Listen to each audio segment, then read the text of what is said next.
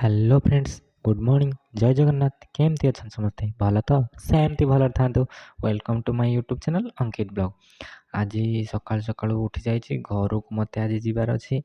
ତ ଶନିବାର ରବିବାର ଅଛି, ତ ଘରକୁ ଯିବି ସେଥିପାଇଁ। ଆଉ ଛୁଟି ବି ବହୁତ ବଡ଼ ବଡ଼ ହେଇଗଲାଣି। ଯିବା ଏବେ ସେଲୁନ୍ରୁ ଟିକେ ଚୁଟି କାଟିବା। ଆଉ ଏଠି ତ ଅଫିସ୍ରେ ମୁଁ ରହୁଛି ଏକା, ଏଯାଏଁ କେହି ଆସିନାହାନ୍ତି ରହିବା ପାଇଁ ମୋ ସହିତ। ତ ରୁମ୍ରେ ଏକା ରହୁଛି, ଆଉ ଏକା ଏକା ଭଲ ଲାଗୁନଥିଲା। ତ ସେଥିପାଇଁ ସକାଳୁ ଉଠିକି ଟିକେ କାମ ସାରିକି ଏବେ ଆସିଲି, ଯିବା ଚୁଟି କାଟିବା। ଆଉ ଆଜି ଘରକୁ ଯେହେତୁ ଯିବି, ତ ସେଥିପାଇଁ ପୁରା ଜିନିଷପତ୍ର ପ୍ୟାକ୍ କରିଦେଇଛି। ଆଉ ଖୁସି ବି ଲାଗୁଛି ଆଜି ଘରକୁ ଯିବି ବୋଲି, କାହିଁକିନା ଏତେ ଦିନ ହେଲା ମୁଁ ଘରେ ଥିଲି ନା, ତ ସେଥିପାଇଁ ଆସିଲା ପରେ ଟିକେ ଏମିତି ମନ ହେଇଗଲାଣି। କିନ୍ତୁ ଯେତେ ହେଲେ ଘରେ ଥିଲି ଏତେ ଦିନ ହେଲା, 3-4 ବର୍ଷ ହେଲା। ତାପରେ ଆଜି ବି ଚିକେନ୍ ଟିକେ ଆଣିବା, ଚିକେନ୍ କରିବା। ତ ସେଥିପାଇଁ ଯିବା ମାର୍କେଟ, ଟିକେ ଚୁଟିଟା କାଟିବା, ଚିକେନ୍ ଆଣିବା। ଏକା ସାଙ୍ଗରେ କାମ ବି ବହୁତ ଅଛି। ତାପରେ ପୁଣି ଅଫିସ୍ ଅଛି 10ଟା ବେଳକୁ। ଅଫିସ୍ରୁ ଆଜି ହାଫ୍ ଡେ କରିକି ଘରକୁ ଯିବି। ମୁଁ ଘରକୁ ବୋଧେ ଆସିବା ପରଠୁ 2-3 ଥର ଯାଇଛି, ତାପରେ ଆଉ ଯାଇନି। ଶନିବାର ରବିବାର ହେଲେ ହିଁ ଯାଏ, ଶନିବାର ରବିବାର ହିଁ, ସବୁ ଶନିବାର ରବିବାର ବି ଯାଉନି। ତ ଆଜି ଯିବି। ଅଷ୍ଟମୀ ଅଛି, ସମସ୍ତେ ଜାଣିଥିବେ। ମୋର ତ ଅଷ୍ଟମୀରେ କିଛି ନୁହେଁ, ମୁଁ ସାନ, କିନ୍ତୁ ତଥାପି ଯିବି ଘରକୁ। ଯିବା। ନିଦ ବି ମୋତେ ଟୋଟାଲି ଛାଡ଼ିନି, କାହିଁକିନା ମୁଁ ଉଠିକି 5ଟା ବେଳୁ କାମ କରୁଥିଲି। ମୋତେ କାମ କରିବାର ଥିଲା ସକାଳୁ ସକାଳୁ, କାହିଁକିନା ଆଜି ଯିବି ଯେହେତୁ କାମ ରହିଛି। ଉଠିକି ସେଥିପାଇଁ କାମ କରି ଘର ଝାଡ଼ୁ ମାରିଦେଇଛି ରୁମ୍। ତାପରେ ଏବେ ଯିବା, ଚାଲନ୍ତୁ ଆଗେ ଯିବା, ଦେଖିବା ଚିକେନ୍ ନେଇ ଆସିବା, ଆଉ ଚୁଟିଟା କାଟିଦେବା। ଆଉ ଦେଖନ୍ତୁ, ଚିକେନ୍ ଆଣିକି ରୋଷେଇ କରୁଛି ଏବେ। ଭଲ ହେଇଛି କି ନାହିଁ କହିବେ। ଫାର୍ଷ୍ଟ ଟାଇମ୍ ନୁହେଁ, ଏମିତି ମୁଁ କରେ ରୋଷେଇ ଅଲଗା ସବୁ ଜିନିଷ, କିନ୍ତୁ ଚିକେନ୍ ଏମିତି କରୁଛି ଫାର୍ଷ୍ଟ ଟାଇମ୍ ପାଇଁ ଏକା। ତ ଯାହା ଯେମିତି ହେଇଥିବ ଭାବୁଛି ଭଲ ହେଇଥିବ। ଆଉ ମୋ ପାଖରେ ବହୁତ ଜିନିଷ ବି ଆଭେଲେବଲ୍ ନଥିଲା, ତ ସେଥିପାଇଁ ମୋତେ ଟିକେ ରେଡ଼ିମେଡ଼୍ ଜିନିଷରେ ଆଣି କରିବାକୁ ପଡ଼ୁଛି। ଆଉ ମୋର ଏଠି ସବୁ ଦେଖନ୍ତୁ, ମୋର କିଚେନ୍ରେ ସବୁ ଜିନିଷ ରହିଛି ମୋର, ଏମିତି ସବୁ। ଆଉ ଏଠି ମୋର ଚିକେନ୍ ରୋଷେଇ ହେଉଛି। କଲର୍ ତ ଭଲ ଆସିଯାଇଛି, କିଛି ନ ଦେଇକି ପୁରା ସାଧା ଭଳିଆ କରିକି। କଲର୍ ତ ଭଲ ଦେଖାଯାଉଛି, ଦେଖିବା ଭଲ ହେଇଥିବ ବୋଧେ ଲାଗୁଛି। ଆଉ ଖାଇଲେ ଜଣାପଡ଼ିବ। ମୋ ଟାଇମ୍ ହେଇଗଲାଣି ଅଫିସ୍ର ବି, ଯିବା, ସମସ୍ତେ ଆସିଯିବେ। ତ ସେଥିପାଇଁ ଜଲ୍ଦି ଟିକେ କାମଟା ସାରି ଦେଇକି ଯିବା। ଆଉ ଖାଇଲା ବେଳକୁ ଜଣାପଡ଼ିବ କେମିତି ହେଇଛି ନାହିଁ। ରୋଷେଇ କରିସାରିକି ମୁଁ ଆସିକି ଅଫିସ୍ରେ ପହଞ୍ଚି ଯାଇଛି। ଅଫିସ୍ରେ କେହି ଆସିନାହାନ୍ତି, ତ ସେଥିପାଇଁ ମୁଁ ଟିକେ କାମ କରୁଥିଲି। ତାପରେ ମୁଁ କହିଲି ଟିକେ ଭିଡ଼ିଓ ଏଡ଼ିଟ୍ କରିଦିଏ।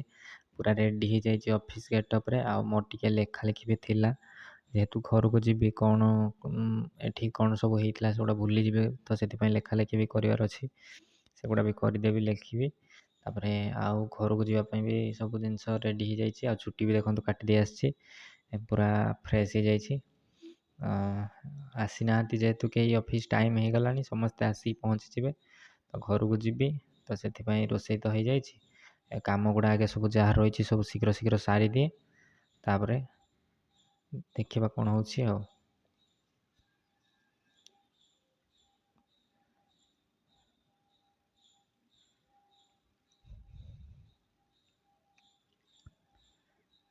ଠିକ୍ ଅଛି, ମୁଁ ମୋର କାମ ଗୁଡ଼ା ଜଲ୍ଦି ସାରିଦିଏ। Bye bye. ଏବେ ଦେଖନ୍ତୁ, ଖାଇବା ପାଖରେ ଚିକେନ୍ ଯେଉଁ କରିଥିଲି କେତେ ସୁନ୍ଦର ଲାଗୁଛି। ଏବେ ଖାଇଦେବା ସାଙ୍ଗେ ସାଙ୍ଗେ, ଶୀଘ୍ର ଖାଇକି ଯିବାର ଅଛି, ବସ୍ ନହେଲେ ଲେଟ୍ ହେଇଯିବ। ତ ମୁଁ ଖାଇଦେଇକି ଆପଣମାନଙ୍କ ସହିତ ଏକାଥରେ ଦେଖା ହେଉଛି।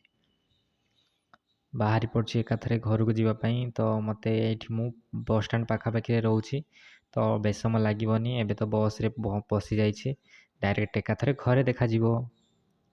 ଦେଖନ୍ତୁ, ଘରେ ଆସିକି ପହଞ୍ଚି ଯାଇଛି। ଆଉ ଫାଷ୍ଟ ମୋତେ ମିଳିଯାଇଛି ମାମା ହାତ ତିଆରି ଚା, ପୁରା ମୋ କାଚ ଗ୍ଲାସ୍ରେ। ସେଇଟାକୁ ଫାଷ୍ଟ ଟିକେ ପିଇଦେବା। ଥଣ୍ଡା ଲାଗୁଛି ନା, ତ ମୁଁ ଆସିକି ପହଞ୍ଚିଲା ପରେ ମାମା କହିଲେ ଟିକେ ଚା କରିବା ପାଇଁ। ଚା ମୋତେ ମିଳିଯାଇଛି। ଚା ପିଇ ଦେଇକି କାମ କ'ଣ ଅଛି ଦେଖିବା ସବୁ। ଫାଷ୍ଟ ଚା। କାଲି ପହଞ୍ଚିଲା ପରେ ଘରେ ଆଉ କିଛି କାମ କରିପାରିନଥିଲି, ତ ଶୋଇପଡ଼ିଥିଲି। ତ ସକାଳୁ ଉଠିକି ଦେଖନ୍ତୁ, ମୋର କାମ ସବୁ ରହିଛି। ଲ୍ୟାପଟପ୍ରେ ମୋର ଟିକେ ଡିସପ୍ଲେର ଇସ୍ୟୁ ହେଉଥିଲା, ତ ଲ୍ୟାପଟପ୍ରେ କାମ ଥିଲା ଯେହେତୁ ମୁଁ ଟିଭି ସହିତ ଲ୍ୟାପଟପ୍କୁ କନେକ୍ଟ କରିଦେଇଥିଲି। ତ ଏବେ ଟିଭିରେ ହିଁ ବଡ଼ ସ୍କ୍ରିନ୍ରେ ଦେଖିକି କାମ କରୁଥିଲି। ଏଠି ତ ଆମ CCTV ଲାଗିଛି ତଳେ ମନିଟର୍ରେ, ତ ପୁରା 3ଟା ସ୍କ୍ରିନ୍ ଏକା ସାଙ୍ଗରେ ଦେଖନ୍ତୁ।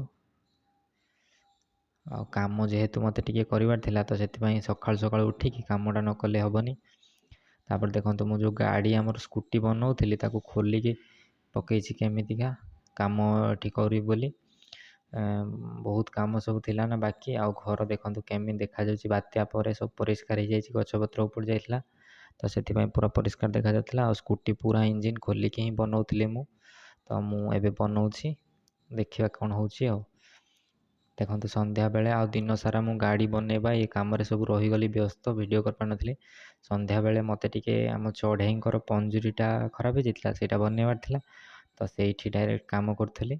କହିଲି ଏଇଠି ଟିକେ ଦେଖିବା କ'ଣ ହେଉଛି, ଭିଡ଼ିଓ ଟିକେ କରିଦେବା। ଆଉ ଦିନ ସାରା ସେଥିପାଇଁ ଟୋଟାଲ୍ ଟାଇମ୍ ନଥିଲା, ଘରକୁ ଆସିଲେ ଟାଇମ୍ ହିଁ ମିଳେନି ବିଲକୁଲ। ଦେଖନ୍ତୁ ତାପରେ ପଞ୍ଜୁରୀ ବନେଇ ସାରିଲା ପରେ ଆଣିକି ରଖିଦେଇଥିଲି ଏଇଠି, ପୁରା ଘର ଭିତରେ ଆମର ଯେଉଁଠି ମେନ୍ ଏଣ୍ଟ୍ରାନ୍ସ ପାଖରେ, ସେଇଠି ରହିଲେ ନା ସବୁବେଳେ ନିରାପଦ, କାହିଁକିନା ଜିମି ବି ଏଇଠି ରୁହେ। ଆଉ ସମସ୍ତେ ଏଇଠି ରହିଲେ ଏକା ସାଙ୍ଗରେ ପାଖରେ ସବୁ। ଏଇଠି ଦେଖନ୍ତୁ ଆମର ଚଢ଼େଇ ରହିଛନ୍ତି, ମୁଁ ତାଙ୍କ ପଞ୍ଜୁରୀଟାକୁ, ଛୋଟ ପଞ୍ଜୁରୀଟା ଯେଉଁଟା ଥିଲା ଆମର, ତାକୁ ବାଗେଇ ଦେଲି ଟିକେ ଭଲସେ, ତ ଏଇଠି ଅଛନ୍ତି। ଆଉ ପୁରା ଥଣ୍ଡା ଦିନ ନା, ତ ସେଥିପାଇଁ ପୁରା ବାଗେଇ ଦେଇଛି ଭଲସେ।